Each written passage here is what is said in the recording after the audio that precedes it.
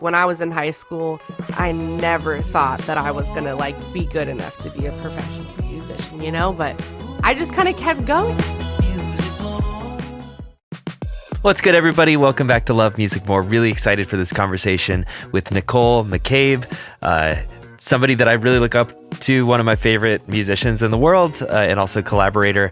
Nicole has her own solo project as well as Dolphin Hyperspace.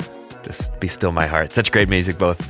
And also plays around with a ton of different musicians, tours recently in Europe, and is just an incredible all-around player and musical mind. And I just loved hearing about kind of her practice routine, her arc, really illuminating. And I think also something that makes the long road of getting great at music like she did, she broke it down in a way that made it feel empowering. And just like every good educator, as she is, makes it feel like, hey, you know what, maybe I can take that road too. And, maybe I can't. I'm not as good as she is. Before we get into the podcast, I'd love to talk about our title sponsor, DistroKid. DistroKid makes music distribution fun and easy with unlimited uploads, and artists get to keep 100% of royalties and earnings. I use it. You can too, with 30% off at distrokid.com/VIP/lovemusicmore. 1 million plus artists rely on DistroKid to get their music onto Spotify, Apple Music, YouTube, TikTok, Tidal, Instagram, and all of the major streaming services. Go check it out today. Enjoy the episode.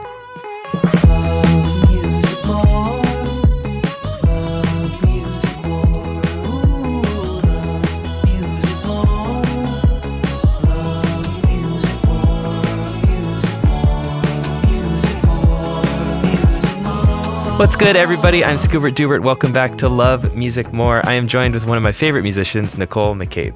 Hi, nice to see you. Nice to see you. Welcome to the podcast. I'm so excited to actually be able to have a longer conversation because we've worked together, but we haven't really been able to do normal human stuff. It's a lot of Instagram messages, and that's kind of our extent. So it's nice to get to have a conversation today. Exactly. It's so funny. Just, I watch your clips, and I'm a fan of Dolphin Hyperspace, and it's funny, just almost, I feel like I know you, but I don't know you, one of those funny conversations. No, absolutely, yeah. There's a lot of content, Yeah, exactly.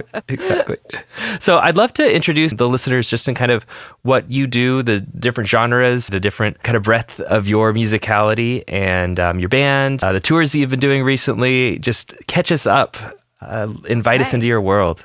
Absolutely. So I am primarily a saxophonist, composer, and educator. I do play the other woodwinds as well, flute, clarinet, but mostly saxophone is what I've spent the most time on, at least. I love to compose mostly in the kind of contemporary jazz realm, and then I have another project called Dolphin Hyperspace, which is more kind of electronic dance music, jazz amalgamation of things. So those are kind of the two main things I do: compose for kind of my jazz project and then compose for Dolphin Hyperspace. And I play a lot, freelance, tour a lot with Dolphin Hyperspace and with my own projects. And I also teach at Loyola Marymount University, CSU Northridge, and at Pasadena Conservatory of Music, as well as privately. So I kind of have my foot in a lot of different places. I love a lot of different types of music. I'm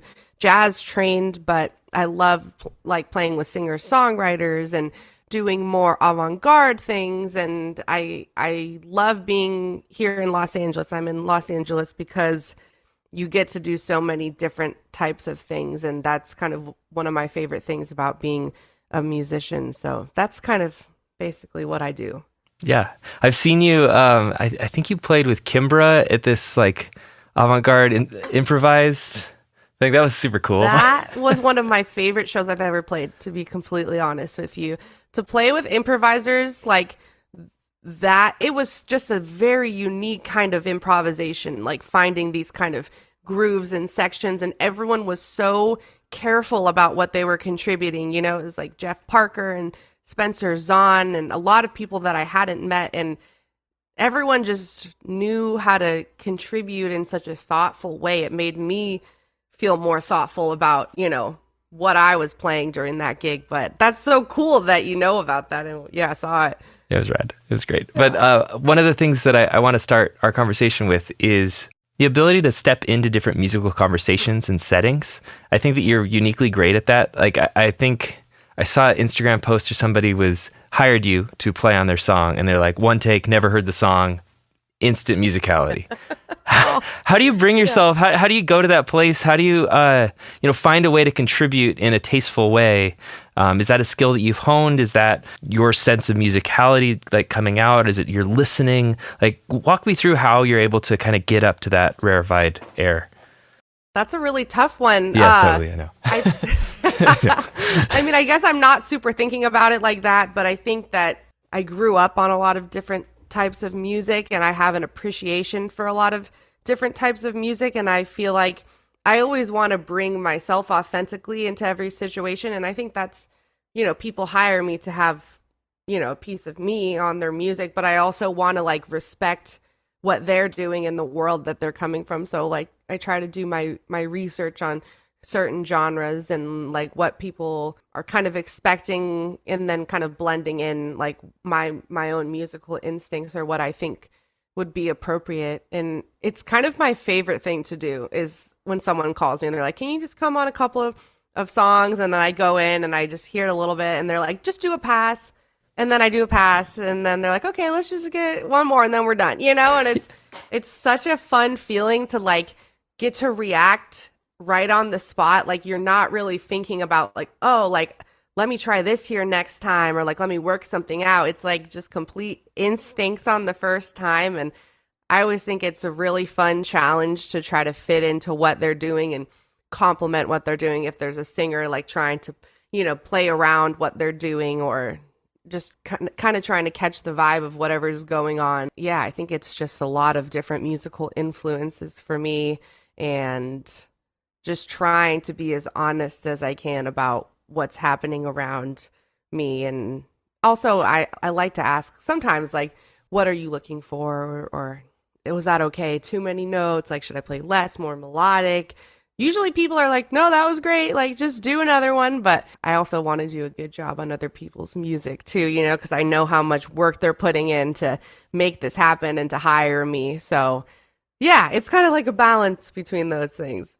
I like that. I mean, and you hit on so many things that I think are really interesting, like listening to the vocalist, thinking about the genre, the groove, and what you're fitting into, legato, if you're going, like, choppy, if you're just going to play a melodic thing or counter melody kind of thing. That, I think that's fun, because that just kind of shows me all of, like, the vectors, the things that you're thinking about when you're coming into a fresh piece of music. No, absolutely.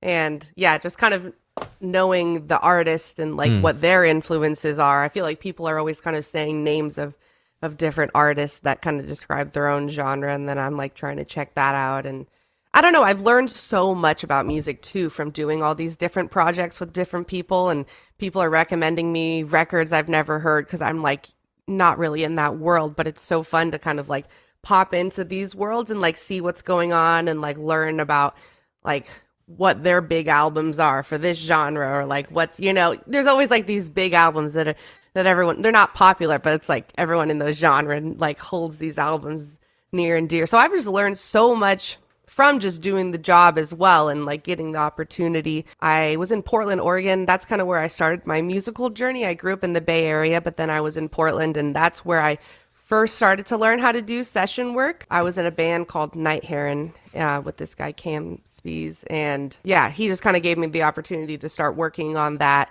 And it kind of just, the pandemic helped a lot because we were all recording at home. So then I was continuing to learn how to, like, well, first of all, like, set up a tracking device and mic and, like, do it. But also, like, just getting to learn about so many different musical worlds. Yeah, great answers too. I mean, being able to have your own home studio space, I feel like opens you up to this whole world of opportunity, where before it would have been all these logistics of, like, okay, I got to get you in the studio, so I got to be there at this time, we got to set up, versus, like, hey, can you, like, put some fire on this and email you a wave?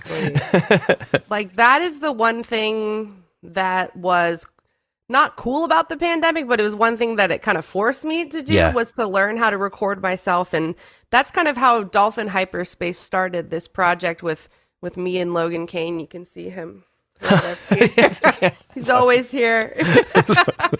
But he was like sending me tracks, like, you should put something on this. And I'm like, what do I buy? Like, what kind of microphone? Like, I just have like a, it's got like a shitty Scarlett interface. And like, that's how I started like learning how to record myself. And then I got Logic and I started learning how to, produce and like do all these things. So I think the pandemic helped me kind of jumpstart that process. I'm sure like once being in Los Angeles, I would have had to figure it out as well. But it was nice to learn during that time. And everyone was just recording on everyone's stuff. Like a lot of it was just, for fun, for free. We're all just working on each other's projects. So it was just like so much time to kind of figure that out. And I went to school during that time. I got my master's at USC. So the first year was completely online and we had to record ourselves for big band and for composition projects and like all this stuff. So I was like, I'm being graded on this too. Yeah. Big band remote. Oh my gosh. That was crazy. Did you play in Jacob Mann Big Band? I did. Right? Yeah. I'm on, I think, his most recent big band album. Cool. Yeah. Because I think I think I watched a video. I was like, oh, just no shit. Nicole's on here too. I know. That was crazy for me. I was like, what the heck? And that's where I first met Lewis Cole as well. That was the first time we ever played together. And that was so much fun. I'm such a huge fan of Jacob. Yeah, incredible music. And that also seems like such a hard big band.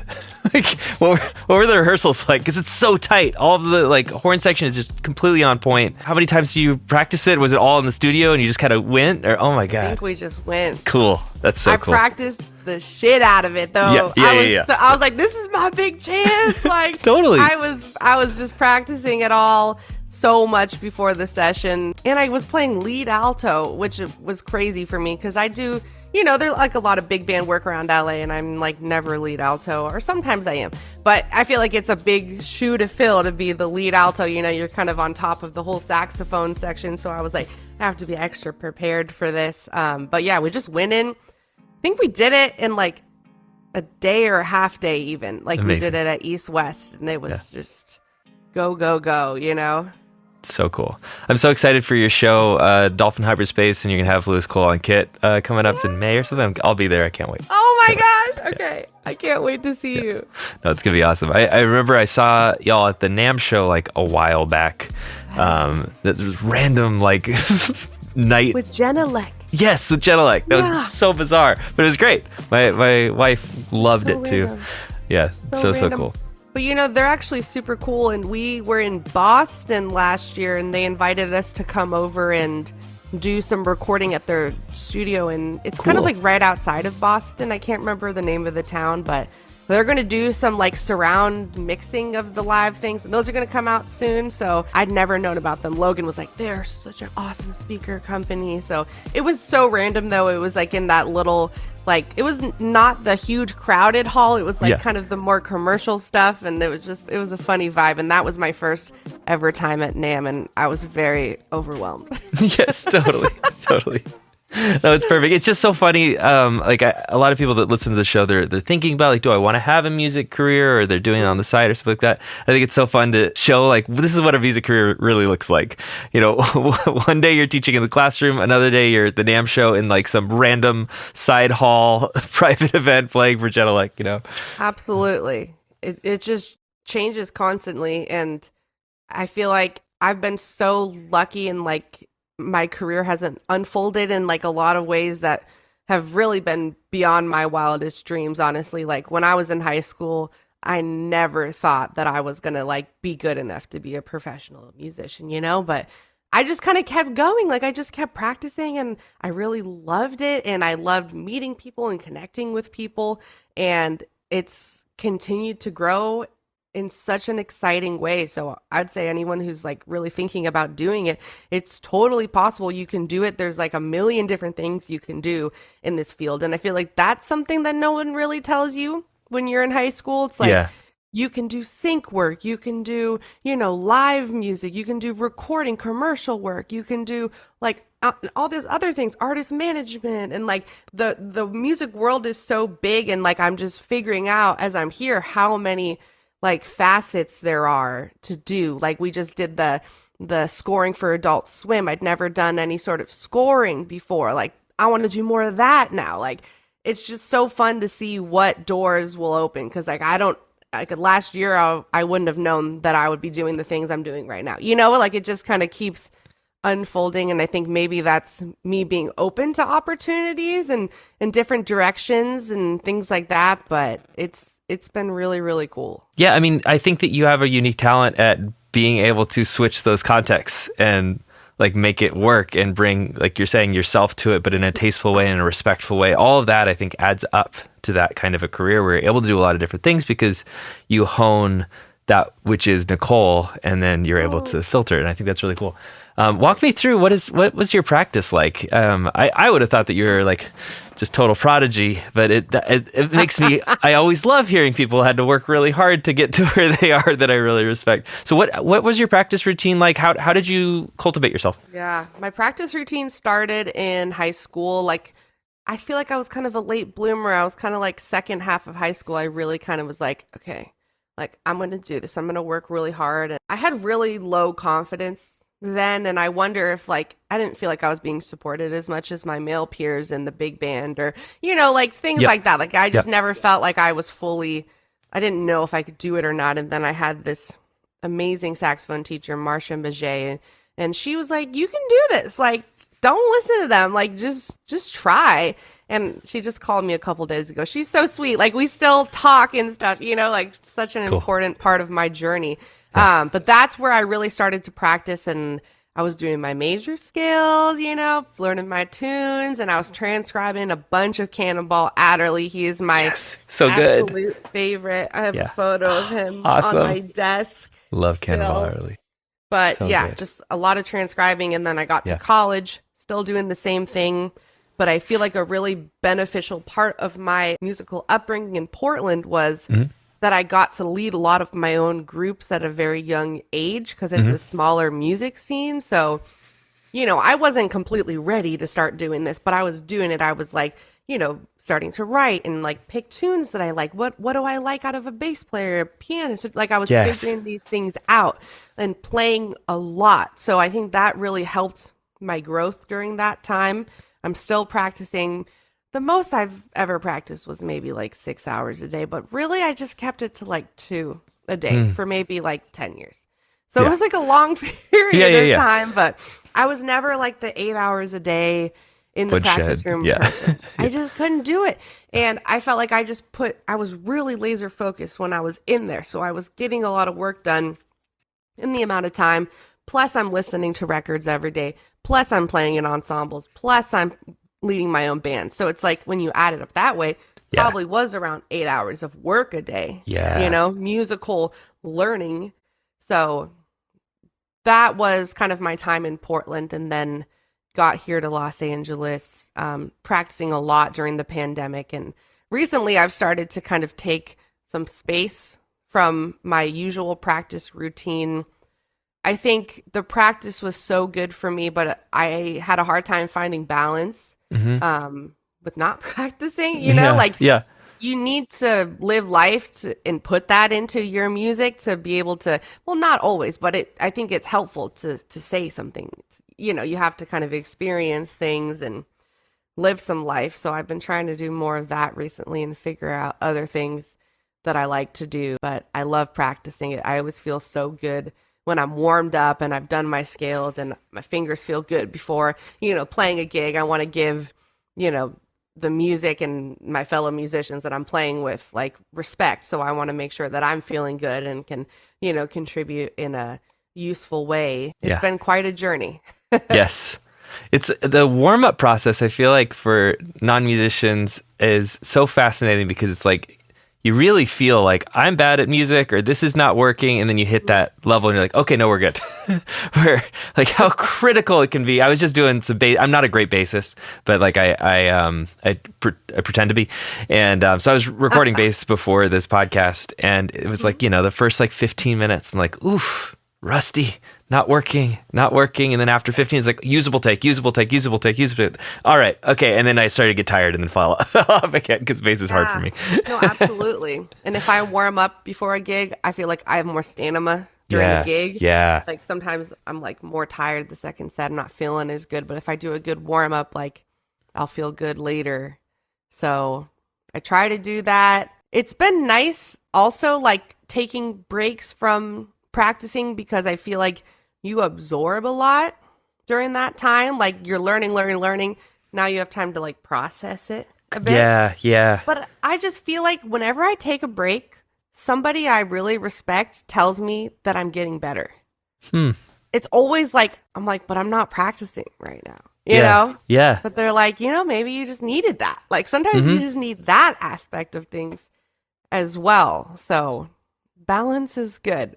That's good. And I also agree from your standpoint as a band leader, you're writing and releasing your own records across 2 projects. You have to fill up that tank so you have something to write or a new thing that you want to try. And I love what you've been doing with the rhythm section and how you're pulling in like traditional jazz, pushing it forward, pulling a little bit of electronic, and then the way that you're interacting with rhythm, I think has been really exciting about your music. Yeah, it's really cool. But I could also understand how if you're just too zeroed in on skills rather than on like absorbing or cultivating or growing, it'd be hard to kind of like write the next record. It is. You need, exactly. You need that inspiration, Yeah. I really try to relate my albums to like personal things that are going on and growth. And I have this album coming out, Color Theory. Writing that, I'm going through a lot of personal growth things, and balance was a big word for me last year. Figuring out how to balance like self-care and work, and like it's really hard for me to say no to people. I want to make everyone happy and I want to be a part of everything, but like I literally can't. Like I'm running myself into the ground, So balance was a big part of this record, and I had to like reflect upon my life to get to that point. So I think it's really important to spend the time to get to know yourself as well. Yeah. How did you decide who you wanted to play on the record as supporting musicians? So for this last record, it's all musicians that I had met from this program called The Next Jazz Legacy. So they're all New York musicians. I was the only West Coast musician that got to do it last year. And the second we played, it was Kanoa Mendenhall, Yvonne Rogers, and Eliza Salem. We had our first like gig for this program, and I was like, oh my gosh, like I want to do my next record with them. Like, yeah, it's so cool. They're so cool. New York is so cool. Like it was cool to get to go in. I recorded it in New York, so I got to like go into their world for a bit and like experience that. And it's a different culture than here, but it's really cool as well. Like I feel like there's always this LA, New York totally rivalry, but I'm like, you guys are cool, we're cool. Like I don't know, I like it all. It's just different, That's how we all met, and I hope we get to do more. I've been playing with Yvonne Rogers, the pianist, a bit. I took her on a tour to Europe this summer, and she was incredible. So awesome. Oh yeah, I saw the posting about that tour in Europe. That seemed really cool. Yeah, I loved the piano in the single that you released. Really, really cool. Great back and forth. Yeah, it's great. It's so fun. And I also, I agree that the LA jazz scene, like, we've been talking Jacob Mann and Lewis Cole and like that whole USC thing, and even like Thumpasaurus, who's like not jazz, but is in the same like LA kind of sound and pushing like what groove and music and how goofy and fun, but serious, all of these things at the same time. I've loved that about LA, and then New York feels like it almost has, at this point, at least to my book, like more of the traditional or straight ahead kind of thing still stronger over there. Maybe, I don't really know. I'm curious. How do you feel like the scenes kind of are as of today? I think the humor is a very important word, because I feel like we do have that humor in a lot of our music and influences here. It feels like maybe there's more of just like an edge in New York. I don't know. I just think of them like in the cold with their jackets on, and they're just like walk into the gig to play this music. I don't know. It just feels a little more intense. Over there. It's intense here, but it's like in different ways. It's like you have to do all these things, but everyone's so chill when you meet them and see them, and everything feels so effort. It's like almost kind of like not fake, but it's a different game to play over here. There's a lot of different types of people. I've run into all of the different types of stereotypes and all that. But I mean, I don't want to like speak for New York because I've never lived there. I've only like gone for short periods of time, but here I feel like there is a lot of blend of a lot of different genres, Totally. right? Totally. Because I don't even, yeah, like Lewis Cole and Jacob, man, they're very like, they're like jazz and then funk and then rock and then like all these different things, you know, whereas maybe the influences are a bit more in one world in New York. Sure. Yeah. Maybe? I hear what you're saying. I don't know. You I feel know? like we've got this weird, like, kind of post-apocalyptic thing going on the West Coast, but like in a funny way. It's just... We're just making fun of it, you know? Yeah, exactly. That's all we can do. Like, the world is burning. Like, let's just get some dancing dolphins up there on stage. Like, just add to the craziness, you know? I think that Dolphin Hyperspace is definitely like, that was a fun project for us. Like, Yeah. and maybe we felt like the world needed that, Yeah. you know? I love doing my personal music and it feels so personal to me and it feels maybe a little more intense like in that way. But then Dolphin is like about having fun and like letting go. And me and Logan love all these different types of music and like we love dancing and going out. So it's like really nice to be a part of that environment and maybe introduce people that don't necessarily go to jazz clubs. Maybe they'll enjoy some aspects of this show and learn something, you know, like about that culture that they didn't know. Yeah. And it gives you this visual palette that is just so out there and like mid 2000s, but also the future and like Windows XP meets, I don't know, it's so fun. It's great. Exactly. Yeah. We've been having a lot of fun with our 2000s covers recently. Yeah. That's been a big thing for us. But then we also have like the jazz standards in there. Like we have a T for Two cover, you know, it's like all these different things. It's just about fun. Yeah. Yeah. Yeah. It's good. And I love, I don't know, I love the individuality of all of these different things where like Nowhere with the dubstep influence and stuff, like just like why not, cool. You know, like just not holding back. Yeah. Well, he's so good at production. Like I don't even know how to do that. Logan's pretty good. Logan really knows how to get around on Logic. So if there's some cool dubstep sounds that you hear, that's probably from Logan on our record. But they're a huge influence for us too. Nowhere. We love them so much. Yeah, super, super cool. Great music. Really curious about kind of touring life and what that looks like. Obviously, like saxophone is an interesting instrument in terms of like body maintenance and like I've played a little bit and I'm very bad at it, but just the fundamental of like the reed vibrating in my mouth and like going numb and like it's so different than guitar. It's so like tactile and I feel the strings and I know where they are. I feel like with saxophone, there's more like I have to think about what I want to play before I play it for it to sound good. And how do you get into the right state of mind? How do you maintain your body and kind of your overall instrument when you're on the road, when you're having to play multiple nights? Like, do you have rituals? Do you have things that you do to like keep in top shape? Absolutely. Yeah. I'm definitely, before I go on a tour, I try to practice as much as possible. Like a week before, I'm practicing every day. Yeah. So that I build up that stamina. Because also like the inside of your lip kind of calluses like when you're practicing a lot. So it's like I want to like build that so that I can go to the shows and like give 100%. Yeah. You know, it kind of like, it always does take like a few gigs to like feel 100%, but I want to be as prepared as possible. And, you know, for saxophonists that listen, a trick that somebody taught me was like a CBD stick.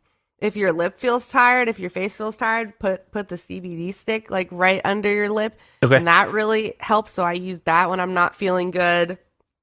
The warm up is such a big thing. And also like posture and like, I'm always trying not to feel like I'm tense and like, you know, like if my fingers are tense, I'm going to get like cramps. And like, sometimes I have issues with my hands. So I have to be really relaxed posture. I don't want my back to be getting messed up from holding the saxophone all the time, you know? Yeah. So like a lot of stretching on tour. You know, I'm just making sure my body feels good. I take really good care of myself on tour, like better than when I'm at home because, well, first of all, I always get sick when I travel and I'm traveling all the time. So like, I'm always trying to like have ginger shots and hydrate and eat enough vegetables, like so that I feel good. So that's like, I don't even drink when I'm on tour. Like, I just want to feel really good so that I can wake up the next day and like give 100% again.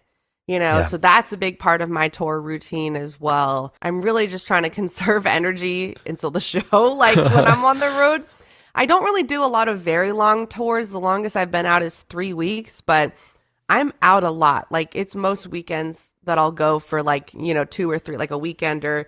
And then in the spring, I'm out for maybe half the month, every month. Sorry to interrupt this very important broadcast. What I'm asking for is for you to rate it 5 stars, share it with your friends. This is like the most important thing for this podcast to grow. So if you want to do this, you go onto the podcast screen, right? You click on the ... on Spotify. Under there, it says rate show, and you go and you click it. 5 stars. If you could do that for me, that's the best way for the algorithms and all that stuff to share it out with the world. I know that it's a lot to ask, but if you could please just hit those 3 dots and then a 5 star, it would really help us out and helps us, get the word out and spread the love of music. So thank you. If you're listening on YouTube, you know what to do. Like, subscribe, all that good stuff. Thank you so much. And here's the rest of the episode. So it's like a lot of short trips for me. And I like it that way. I don't think that I'm a road warrior, unfortunately. I mean, I have a dog and I like to be home. So I like to do shorter runs, but it still takes a lot out of you. And it's hard to like maintain friendships and relationships when you're traveling so much. And so that's something I'm really trying to think about when I'm touring too, is like checking in on my friends and making sure everyone's okay, because it must be so weird to have a friend that's just here all the time and I'm just like kind of in and out, like I want to be reliable and you can trust me with your whatever's going on with you. So I'm like always trying to keep up relationships, but I also understand when other people are touring and they don't respond as much. It's just so hard out there. It's just so much going on, but those are a lot of the things that I'm thinking about when I'm on the road. Yeah. Really good answer. And I always try to paint it. It's kind of like the difference between athletes and musicians when they're like doing road games all that stuff is like not that different. Like, yeah, maybe like the youngest athlete or the, certain types of artists can party all the time, but most of them are like, I got my vitamins, my regimen. I am turning in early, like preserving every ounce that I had. Yeah. Because it is the worst to be sick on tour. Oh, it is. It is. You can't rest. Like you have to just keep going. There's nothing you can really do, So yeah, I just try my best to just be as healthy as possible. Because when I do get sick and I take really good care of myself on tour, then I get better quicker, Yeah, yeah. That's why we should do that. I agree. I'm curious about composition and when you started composing and what it's like composing instrumental music, kind of like your process. Are you composing and producing at the same time? Are you composing more on the page? Are you collecting like little melodies and ideas? Kind of how do you go about it? So for my own project under my name, I'm composing on music notating software called Sibelius. I'm not producing at the same time, but for Dolphin Hyperspace, we just do it all in Logic. So we are just producing the songs out as we're writing them, and we kind of do it together. Or sometimes I'll start an idea and send it to him or vice versa. So it's like a really different process for both of them. So for my project, I'm kind of like putting the trust into the musicians I hire to, come up with their own rhythms and ideas and to bring that to the music. Whereas for Dolphin, it's like, we're writing a lot of the parts. Like we don't ever hire pianists. All that part, like all the melody and harmony parts are just set in our tracks. And then we hired a drummer usually. So like Lewis Cole or Justin Browner, and then they kind of play over the track. But a lot of it's already set in there. And then we're kind of soloing. And, both of them have a lot of spontaneity in them, but it's just like slightly different because we just play to a track for Dolphin, and we have our whole set on the Logic session, and we just press play and then it goes. Cool. Yeah. For like if I was doing my own band, I'm like, oh, let's keep this open. Like let's open this section. Like let's do this more. That's more flexible, maybe in that type of way. Right. I got to study with Vince Mendoza at USC, and he really helped with my composition process, as well as Patrice Rushen. They're both so incredible, and I was writing before then, but I think they both taught me to be a lot more intentional with what I'm putting on the page. So I'm usually starting with a melody, and then I'll do the bass note, and then I'll figure out the quality. Like, oh, cool. Major, minor, all that kind of stuff. Sometimes I'll think of ideas like if I'm in the shower, which is kind of funny, but it's like a stereotypical thing. It Or if is. I'm on a walk or Yeah. something, and I'll voice memo it, and then I'll come back, and usually I'll have that first idea, and then I'll just keep kind of figuring out where it goes from there. And I'm thinking about the structure of the song and maybe what it needs, or should this repeat, or what should the solo section be. So I'm thinking about a lot of those things, but definitely my process has shifted a lot, and I'm writing differently than I was, thinking less about a lot of my new pieces on this record. Think a lot less about like harmony. It's like a lot of bass lines, and then we kind of figure out what's going on. It's kind of up to the pianist, like Cool.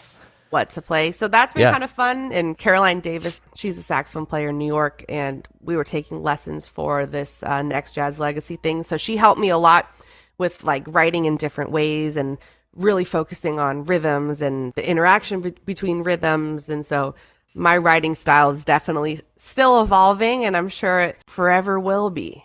So, Yes. but those are the things that I kind of think about. Yeah, that's really nice. Yeah, I'm curious how that all plays out. I would love to. I feel like that would be such a fun thing to have like captured on video. Just like, what does that look like of turning the page into the music? It'd be such a fascinating like video or It's something. so fascinating Yeah. because everyone interprets things differently. Yeah. You know, like when ETA was still here in Los Angeles, I had like a monthly residency, and the first set would be composed and the second set would be improvised. So for some people, the improvised set meant crazy, atonal. For some people, it meant let's pick a key and let's just jam on this. You know, like Yeah. you just say a word to someone and like it, because of their references in context, like it means something different to everyone. So it's really fun to like pull out music like that where it's like, you know, I don't have chords written, and some people are like writing in chords on the paper, and some people are like, okay, I'm just going to do whatever, like if you don't care. You know, it's just like fun to see everyone else's like reactions to things. Yeah. No, totally. And I think it's so interesting too to think about the jazz history that comes, like you were talking Cannonball Adderley. One of my favorite records of all time is Live at the Troubadour, the Black Messiah live record. It's super cool. And that's part of what made me like fall in love with Kamasi Washington and that whole kind of like revival. But I love thinking about the path of jazz, because so many people's snapshot of jazz is kind of like Coltrane, Bird. Like it's like a museum-esque relic. Yeah. Yep. I don't know. There's a question there. I guess I wanted to say it. Different for everybody. You Yeah. know, like some people, we all kind of start around the same place. Like we're learning like the Kind of Blue album. We're listening to that Yeah. first, and then Yeah. we're, you know, listening to these records. And then it's like some people get really obsessed with this moment and they want to learn everything about it. So that's where their thing comes from. Some people are like, okay, but what happened before this? And they love, you know, like Sidney Bechet and Johnny Hodges, Duke Ellington stuff. And like, so they play in that world. Some people are like, okay, what happened after that? Like, oh, like Lee Konitz and like, you know, all this sort of like right after bebop kind of expanding. And so they're kind of in this creative bebop world. And then, you know, it's like, Yeah. like for me, I have many influences from every time period. Like I love Johnny Hodges, Cannonball, Lee Konitz. I love Gary Bartz. I love Melissa Aldana, like all of these people. And I feel like I just wanted to take everything from all these people and then put my own interpretation onto what they're doing. I take an idea that I like from one of them and then I change it a little bit, make it my own. Or I feel like I've taken in all this information, and then for me, I'm trying to create something that feels relevant right now. But that doesn't mean that like people that are really into these certain time periods aren't doing that. I'm not trying to exactly like replicate certain phrases or things, or it's hard to explain. Like I have Yeah. respect for everyone that does any sort of, you know, improvised music. We're all just doing it so differently, and there's no right or wrong way to do it. But I have found myself in this world of kind of pushing the envelope a little bit, but I also have so much respect for the tradition, you know? Yeah. Yeah. But I think that's where the envelope can be pushed in a way that other people can get behind it. I see that the internet discourse is like the same things on like whatever jazz subreddit, and and it's like the same 6 records exist, and that's fine, and that those are great records. But like I want there to be a living, breathing tradition and not just like a snapshot of 75 years ago, you know? Yeah, and all these people that we love were innovators. Coltrane Totally. was an Absolutely. innovator. Joe Hendry, like they all started. Like if you listen to all their discographies of our favorite musicians, Sonny Rollins, like Yeah. even Cannonball was getting crazy towards the end. Like he's doing really cool stuff. Totally. So it's like, why wouldn't we also want to try to keep that spirit going of searching and finding and experimenting? I just think that's really exciting and fun, and it's scary at the same time because you just don't know what's going on sometimes, but Totally. it's very fun to try. Yeah, and it's also fun because we have different tools now, like you're talking about Sibelius. Like I'm sure that if you plucked a lot of those musicians and put them in the present day and gave them Sibelius and the skills to be able to use Sibelius, that alone could be a whole conversation. So they'd probably true. write some different music, just like different medium, different way of thinking about music, listening to it, feedback loops, probably be different. It would be so different. Because Herbie Hancock, for example, like he's so into that technology, and he pushed it a certain way, and then now people are pushing it even more from him. It's just going to keep going, and I think it's a really fun way to experiment. Like if we have all these new mediums and new ways to express ourselves, like it's fun to just try them and just see what happens, Yeah. And I think it's important for music fans to engage with it and come to shows and buy tickets and support these musicians that are trying that stuff, because that's the only way it's going to happen. And that's the only way. It's not just like a thing that like classical music sometimes feels like it's frozen in time. And I don't want that same thing to happen to jazz. Still could play like, Anniversary of Kind of Blue concert at the Symphony Hall. Like that's cool still, but like I want to go to jazz clubs, like they're fun. It's a great vibe. Exactly. Like I love doing those types of like, I did a like Duke Ellington thing at the Symphony last year. I'm doing a Dave Brubeck thing. But then it's like for my band, I'm going to do something different, I love doing that, and then I love doing this, and it is really important that like people understand how more independent artists like us keep going and like buying merch and buying tickets. Like it's never something I really understood until I was a professional musician, and I realized how people make money and continue to survive, especially with like streaming services. Everything is just readily available for us. It's easy for us to not pay for things, but when you realize like that we need to support people that are doing art for art's sake, like I'm not saying me, but like anyone that you want to see them keep going, you have to support them and support their vision for sometimes it takes a long time for someone to break out and get to that next place, but sometimes they need that support to get to that next level in their career. Totally. And like just a couple vinyl sales or whatever people could do could go really, really long way, especially with like artists. The income and gigs and stuff can be really lumpy. And so those little merch sales. Yeah. The merch really helps, especially with touring. Yeah. I think that people don't realize sometimes that we're not making a lot of money touring. We're barely covering costs with like plane tickets and train tickets and management fees and, all of these things. So sometimes we rely, Dolphin does, and, myself as well, like just like if merch goes well, we're going to make some money on this tour, so it really does help. Why do so many saxophonists double on a bunch of different instruments? Is that just a cultural expectation, or is it easier to play them once? Okay, just expectation. Cultural expectation. In high school, they're like, you have to learn. I did start on clarinet, so that was like a nice little advantage, honestly. Yeah. People that do not start on clarinet, it's really hard for them to pick it up. The flute's really hard for me still, though, because I picked that up later. Like, it really depends on what you want to do. If you're going to be a recording artist for commercial music in Los Angeles, you need to do the doubles. Like, that's not really my world. So I kind of keep up the flute and clarinet. I had a rehearsal today. I was playing alto flute. Cool. Which was really fun. Wow. I borrowed one, but it's not something I do very often, Unlike on Dolphin Hyperspace, tracking we use a lot flute, clarinet, bass clarinet, like for Yeah. the Adult Swim special that Dolphin Hyperspace just scored. Yeah. I did like every single instrument in my closet. Like Cool. just, you know, Awesome. different textures. Yeah. Like it's so fun to have, like, I can kind of add things like that. I don't feel like I can really solo at my best ability on all the instruments, but like for composition and stuff, it's really fun. And I can play parts. So that's kind of what I do. Yeah. No, that makes a lot of sense. I've always been curious because I'm like, they seem like very different instruments, especially flute. It's like completely different thing going on up here. That's the hardest part, is the mouth thing, the aperture. It's called an aperture on a flute. It's an embouchure on a saxophone. I didn't know that. that. Huh, aperture. It's dumb. Because it's dumb. 'Cause flautists are dumb.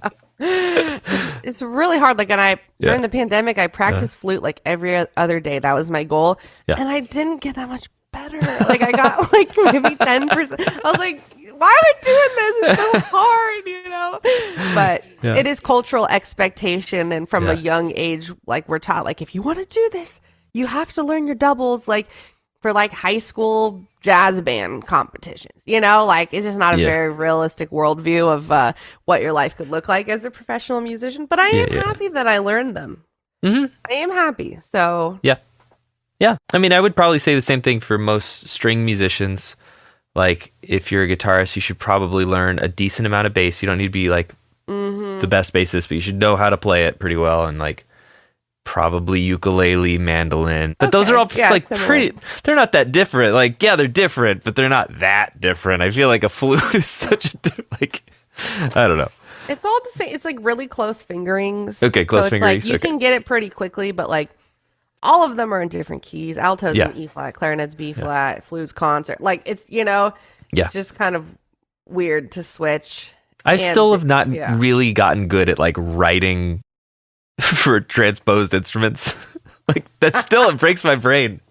I feel embarrassed about that. No, you shouldn't. I go to sessions all the time and it's wrongly transposed. And I don't blame them. It's confusing. It's so confusing. I like, you know, I teach a lot of tenor saxophone students and I'm on alto. So I'm like always trying to think about, it's your C and then it's my G, you know, like I'm trying to like figure out how to explain it and I'm always messing it up. So it's okay.